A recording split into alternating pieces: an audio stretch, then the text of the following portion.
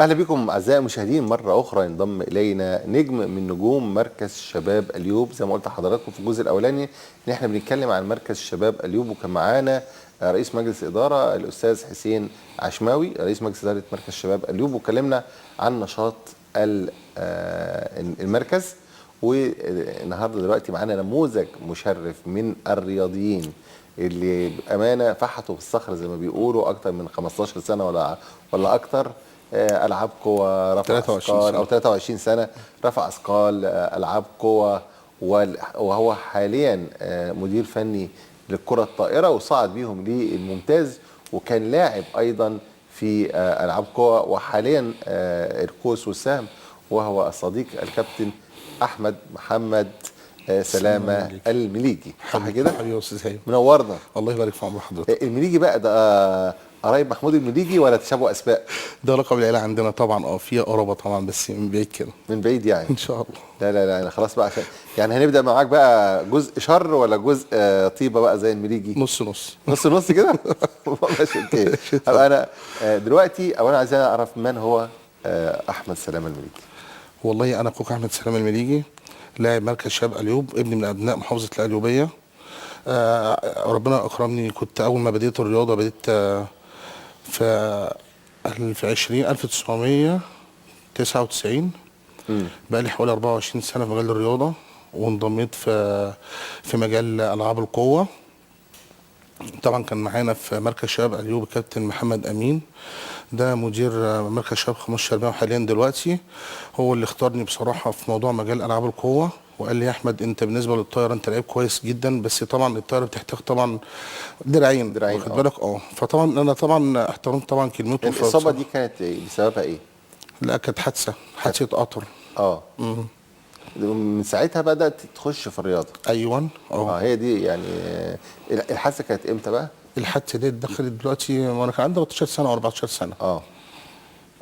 فدخلت الرياضه بقى من ساعتها؟ من بعدها بسنتين كده دخلت مجال الرياضه يعني. يعني انت 15 سنه دخلت في مجال الرياضه. بدات العاب قوه بقى؟ بدات خالص حاجه اسمها اعداد عام لجميع الالعاب عشان اعرف انهي لعبه اللي تناسب ليك. بالظبط كده. فكابتن محمد امين بصراحه كان هو من ضمن الناس اللي هم ليهم فضل عليا في مركز شباب اليوب. هو كابتن محمود نجزي برضو بصراحه كبرضه مدرب برضه ممتاز جدا، فاختاروا لي ان انا ابقى لعيب العاب قوه. فلما لعبت ايه بقى العاب قوه؟ العاب قوه اول ما بديت ان شاء الله بديت باسم نادي امبابه. لان كان ساعتها ما كانش مراكز الشباب ساعتها بتتسجل تقريبا او حاجه زي كان في مشكله يعني عندنا في الاداره. بس بصراحه يعني لعبت باسم نادي امبابه. لما لعبت باسم نادي امبابه طبعا اول ما قابلني كابتن. لعبت لعبه ايه؟ العاب قوه.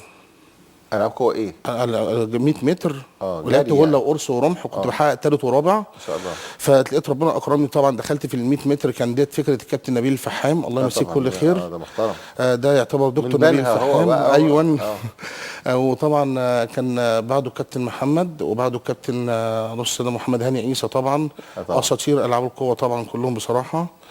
وايمن محمد علي برضو قعد فتره في امبابه يعني. طبعا الكابتن ايمن محمد علي كباتن كتير جدا كانوا ناس حبايبنا بصراحه. تربيه كلهم كانوا كل ركهم وكل اللي كلامهم لفوز لنجاح المعاق او لذوق العاق. يقول لك انا عايزك تبقى بطل، انا مش عايزك تبص ان انت راجل معاق، انت راجل سوي وافضل من السوي. واخد بال حضرتك؟ والكابتن طبعا احمد عنتر الله يرحمه. ده طبعا كان اسطوره بالنسبه لنا طبعا. ياما اتعلمت منه الكتير بصراحه. كابتن محمد عطوه الله يبارك له ويديله الصحه والله. فتعلمنا من الناس دي كتير قوي قوي بفضل ربنا. طبعا عملت كذا ميداليه الحمد لله باسم نادي امبابه الحمد لله. وجبت كمان ارقام كانت ارقام حلوه قوي قوي في ال 100 متر 16 ثانيه طبعا. فبفضل ربنا الحمد لله. طيب انت خلصت العاب القوه، الحمد لله. ايه بقى وداك الطايره؟ وبعدين ايه اللي وداك القوس؟ لا الاساس الطايره.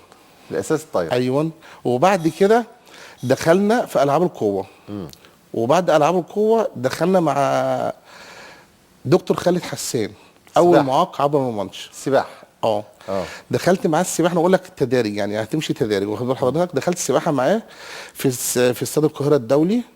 فكنا بنلعب وكده بنتمرن سباحه ونتعلم السباحه. اساس هو اللي علمني السباحه بصراحه. انا كنت بخاف من الميه جدا يعني. والله. فبصراحه حاجه جميله جدا، حببني فيها ونزلني وكده، وكان طالب مني برنامج معين ان انا اعمله في مجال السباحه. فطبعا انا ما عملت البرنامج ده هو كان مراقبني، فقال لي لا اركن كله احمد سلامه لوحده. عشان اشوفك المليجي بعيني اشوفك رايح جاي. فسبحان الله كان الحظ الجميل ان قلت له ماشي يا كوتش حاضر مش مشاكل. هو يقول عليه دكتور خالد حسان مش كابتن خالد حسان، معلش انا آسف. قلت له مفيش اي مشاكل عادي. فبقيت رايح جاي في الحمام طبعا 50 متر طبعا لحد وقت معين. فوجئت في لجنه كده داخله من بره في استاد القاهره الدولي علينا في الحمام، فبيبصوا عليا رايح جاي فقالوا احنا عايزين عايزين نتكلم معاه شويه. طبعا معاهم ناس اجانب انا ما اعرفهمش، انت بس قلت بس ناس إيه اجانب اللي انا ما حصل؟ اعرفهمش، معاهم اتنين كمان من الاستاد من اتحاد الكوس والسام. فطبعا خدت بعضي طبعا نادولي طلعت، كابتن طبعا خالد قال لي اطلع يا احمد.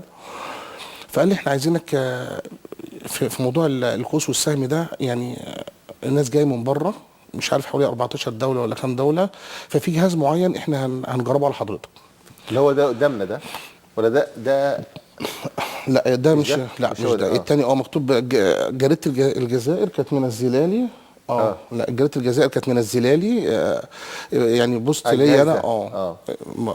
واخد دوله الجزائر كانت منزله لي بوست، واخد بال حضرتك. لا الجهاز ده كان عامل زي السلسله كده عندي بيتعلق بيتحط في قلبه السهم كده، واخد بال حضرتك.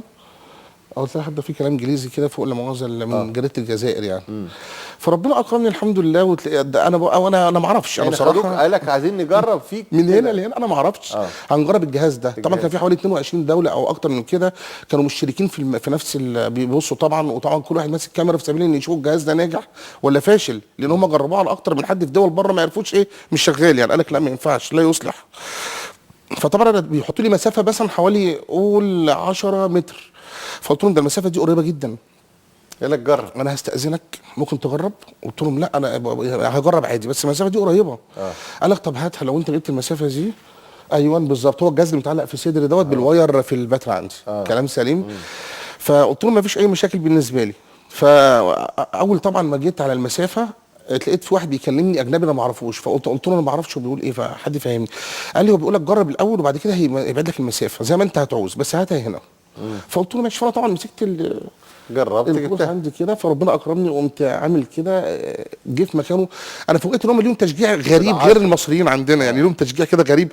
فانا افتكرت تشجيعهم ده مثلا في حاجه غلط انت عملتها. يعني مثلا عليا بصراحه ما اضحكش عليك كلام سليم. ففوجئت اني انا قال انت عملت حاجه ما اتعملتش، يعني انت عملت حاجه احنا يعني عملتها في انت عملت حاجه احنا بقالنا دلوقتي حوالي 6 شهور بنلف على الدول وجايبين نفس الباتري بتاعك واطول منه واقصر منه مش نافعه يعني، مش الجهاز مش نافع خالص عشان تجيبها في سواد. انما انت جبت حاجه ما شاء الله جميله جدا. فقلت لهم طب ممكن بقى يعني انا بقى من وسع لي بقى ممكن بقى لازم تبعدها شويه. قال لك خلاص ما فيش مشاكل عادي. بعد بصراحه ربنا شويه ال 14 مثلا 18 متر 18 او 20 متر فطبعا لا دي كانت اللي هي المسافه اللي هي القريبه، بس بعد كده واخد بال حضرتك. فبصراحه جبتها لقيت كل الناس بقت فرحانه او منبهره بصراحه. فطبعا كل الشكر والتقدير طبعا دكتور احمد عبيد طبعا المدرب الجميل الاخ الجميل قوي قوي قوي ده. طبعا هو متخصص قوس وسهم اساسا يعني. فخدني قال لي يا كابتن احمد بعد اذنك انا عايزك معايا. فقلت له يا دكتور عناية ليك مفيش اي مشاكل عايزك خالص. وحاليا دلوقتي انا مع الدكتور احمد عبيد باسم اقول الاسم ولا ايه؟ لا عادي اتفضل. باسم اكاديميه برلاند. لا واخد بالك. فطبعا انا بالنسبه لي بصراحه مرتاح جدا معاه وراجل كويس جدا. اهو ده الكورس ده بقى ده اسمه ايه الجهاز ده؟ الجهاز دوت في حاجه اسمها وتر، في حاجه اسمها رامب، في حاجه اسمها ليه اسامي كده مختلفه طبعا بالانجليزي. ممكن اكتبهم لحضرتك مثلا اكتبهم لحضرتك كده.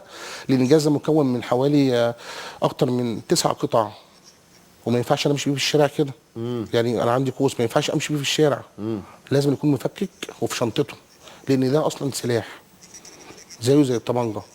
واخد بال حضرتك. ما ينفعش امشي بيه في الشارع كده. على فكره انت عارف ان احنا النشاط القوس والسهم ده ده اصلا لعبه مدرجه من ضمن العاب بتاعت باريس. تمام. والبرلمبيه من فتره طويله يعني القوس والرمايه. فاحنا هنا عندنا اتحاد القوس والسهم. انت مشترك فيه؟ والله حاليا دلوقتي احنا بنجهز لكل الكلام ده، لان عندك انت الاتحاد المصري عندك هنا. احنا بدينا طبعا بصراحه، يعني هم ان شاء الله في بدايه خير معاهم. لان ان شاء احنا الله كلجنه برلمانيه عايزين ان احنا ان شاء الله بالنسبه للقوس والسهم عندنا ان شاء الله عايزين برضو نعممه زي جميع الالعاب عندنا. بس هي بتبقى دعم شويه من الاتحاد عنده حق، لان الجهاز ذات نفسه القوس ده غالي قوي، والسهم ده غالي برضه. فانا بشكر طبعا الدكتور احمد عبيد ان هو موفر لي كل الحاجات ديت بصراحه والله. الحاجات دي غاليه اصلا، بيوفرها لي والله كلها. يعني بصراحه ما فيش اي مشاكل بالنسبه لي. في كام لاعب بيلعب قوس وسهم زي حضرتك كده؟ والله انا والكابتن محمود فوزي. كابتن محمود فوزي راجل بارالمبي، حضرتك كان زميل ليه، كان في سافر قبل كده معاك فرنسا تقريبا. محمود فوزي لعب قوه. طبعا. ايوه. وكان معايا طبعا الكابتن صلاح شعبان، وكان معايا الكابتن مصطفى حسبه، وكان معايا الكابتن محمد الجمال، يعني ناس مجموعه كبيره قوي قوي. كابتن احمد محمد جويد طبعا مش هننساه، وكابتن وليد لسه ما وليد عملتوش برعي. نشاط بارالمبي في تبع الاتحاد كنشاط كبطوله كده؟ يعتبر اول تسجيلات لينا اليومين اللي جايين دول ان شاء رب العالمين. يعني ان شاء الله هيبقى فتره، هيتعمم. لان بره في دول موجوده عندها العاب، ده لعبه اساسيه، وبيسافروا وبيجيبوا ميداليات اساسيه.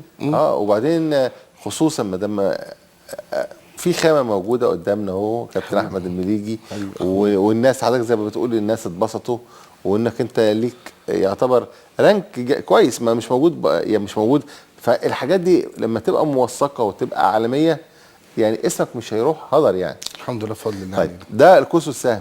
ايه صعدت للدوري الممتاز في الطايره؟ والله صعود الدوري الممتاز ده وبالنسبه لمركز شباب ايوب دي قصه جميله قوي قوي قوي قوي، وقائدها مجلس اداره موقر ومحترم مع رئيس مجلس اداره الحاج حسين عشماوي بصراحه ربنا، مع استاذ محمد ميدو عندنا برضو بصراحه رئيس مجلس اداره، الاستاذ هيثم امين الصندوق الراعي الرسمي لينا بصراحه. والله ما فيش اي حاجه. استاذ هيثم اسماعيل شركه مكه جروب بصراحه بنطلبها منه في اي حاجه ما بيقولش ابدا لا لينا بصراحه. طبعا استاذ احمد عبد الحي برضو راجل فوق دماغتنا، اخ غالي لينا يعني. وجميع مجلس الاداره بصراحه كانوا بيساعدونا قوي قوي قوي، ان احنا اي طلبات نطلبها منهم مثلا مسافرين. فطبعا انا مش عايز طبعا انت عارف الاتحاد ما بيدعمش عندي المركز، تمام؟ مظبوط. فانا كاداري فريق انا مش عايز ابقى انا مثلا عبء على المركز قوي، فبضطر اقول له مثلا والله انا رايح بورسعيد، انا رايح اقل حاجه كذا احنا بنعمل كذا، انا في رايح بورسعيد، في عندي فندق بكذا وفي عندي نزل بكذا. هو يقول لي شوف انت عايز تنزل فين كمان يعني. مباح ليك اي حاجه. اقول له لا انا هنزل في نزل شباب، مش هنزل في فندق. اللي مثلا محتاج مثلا للاعب مثلا تيشيرت وبلطرون، يقول لي اللي انت محتاجه مفيش اي مشاكل. واخد بال حضرتك؟ طبعا هم طبعا سبب نجاحنا بصراحه، سبب نجاحنا، لان لو في اي تعاقدات منهم احنا مش لا هنسافر ولا هنروح دوري ولا هنسافر لاي مكان خالص. واخد بال حضرتك؟ لا يعني انا مبسوط لان في اداريات او اداري زي حضرتك كده يقول لك انا عايز وعايز وعايز وعايز وعايز. انت لا، ده انت بتقلل، انت حاسس بيهم فهم بالتالي حاسين بيك، فماشيين منظومه كويسه. فضل ربنا علينا. وبعدين كل الادارات دي طبعا ترجع لاخويا وحبيبي كابتن محمد العاطفي. طبعا ده طبعا استاذي النجم طبعا، او السيم طبعا. طبعا نادي السيم طبعا ده استاذي وبتعلم انا منه كتير قوي قوي قوي بجد. والله. فانا بصراحه ربنا يعني حاجه جميله قوي قوي قوي، ناس مش غير مؤثره معانا في اي حاجه خالص، وفضل ربنا علينا الحمد لله والشكر لله. طيب دلوقتي احنا فاضل 3 4 دقايق ونخلص. الوقت بيجري كده مع حضرتك. الله يبارك فيك. ايه اللي انت عايزه، اذا كان تحب تقول للمسؤولين، اذا كان في مركز الشباب او كالاتحاد، ونفسك في ايه الفتره الجايه، وبتشكر مين؟ والله انا بشكر كل من يساهم لرفع باسم رياضه المعاقين في مصر. كلام سليم. انا اي حد بيساهم في رفع باسم رياضه المعاقين في مصر، مش ليا انا شخصيا، لاي حد، لان في ناس كتير قوي قوي قوي مقفول عليهم ما بيخرجوش من بيوتهم.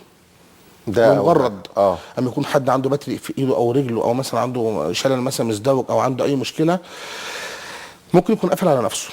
فانا ممكن انا اوصله ان يكون ده بطل، وبطل بارالمبي، بطل عالمي. كلام سليم. فكل من يساهم في اسم رفع رياضه المعاقين بمصر ده شكرا والف تحيه والف شكر ليه. طبعا سياده الرئيس الجمهوريه طبعا اول حاجه طبعا فوق دماغنا. الاستاذ محمود الصبروت وزير الشباب والرياضه طبعا، اشرف بيك صبحي طبعا حاجه جميله جدا. الناس دي بصراحه ربنا هم السبب برضو في نجاحنا بصراحه والله. طيب دي اول حاجه. عايز تقول ايه لمركز الشباب او الاعضاء المسؤولين عن الرياضه في مركز شباب اليوم؟ انا اقول لهم الف الف شكر ليكم على اللي انتوا بتعملوه معانا. شكرا. وبجد بجد يعني يعني مش عارف اقول لهم، عايز اقول لهم كلام كتير قوي بس مش هتقولي 3 4 دقايق مش هينفع. طبعاً. شكرا مجلس طيب. اداره، شكرا رئيس مجلس اداره، شكرا الاستاذه الماليه استاذه شيرين سلامه، بصراحه ربنا مسهل لنا كل امورنا. طب الحمد لله. الاستاذه هويده طوخي برضو مديره المركز. تمام. حاجه جميله جدا بصراحه، مسهل لنا كل امورنا والله. طيب الحاجه الثانيه، تحب تقول ايه لاتحاد القوس والسهم، او عشان يبقى عندكم نشاط الفتره الجايه؟ والله انا اتمنى من ربنا ان شاء الله ان فعلا تتعمم لعبه الكوس والسهم في مصر ان شاء الله، ويبقى احنا زينا زي اي دوله بره، ويبقى في عندنا ابطال جامدين جدا، وجميع الاعاقات خلي بالك في عندنا مخفوفين ما شاء الله بيجيبوا ارقام خياليه. طيب الرياضه عملت فيك ايه قبل وبعد؟ غيرتك كتير ازاي؟ كتير طبعا، كتير قوي قوي قوي قوي قوي كتير. يعني اي حد من ذوي الاعاقه مثلا ومارس موضوع الرياضه، تقول للناس اللي مش بتمارس رياضه ومن ذوي الاعاقه تقول لهم ايه وتجذبهم ازاي ان هم يمارسوا اللعبه؟ والله هقول لحضرتك على حاجه، صلى على النبي. انا بالنسبه لي انا مشرف مالي في مدرسه، وفوق شغلي الاداريين كلها قليله، فانا ماسك موضوع امين توريدات الكتب بفضل ربنا عليا، وبخلص مدرسي الساعه 4، اروح تمرين من 4 ل 6، ومن 6 ل 12 عندي جوز اخت المدام عندي باشمهندس سناء عبد التواب عنده محل اجهزه كهربائيه، تمام؟ بقف ماسك فيه الحسابات كل المحاسب بتاع المحل ان شاء الله. اي حد معاق او سوي ما تخليش حاجه تقف في طريقك، انت لو عندك هدف يعني انت هتوصل له. شغال هتوصل له كل حاجه هتوصل له، اي هدف عندك هتوصل له. يعني انا طول اليوم بصحى مثلا من الساعه 7 الساعه 12 بقى كل اللي انا بقول لحضرتك عليه دوت، حتى اليوم اللي ما عنديش فيه تمرين بلعب فيه حديد، انزل فيه حمام السباحه عندنا، اعمل اي حاجه عندي.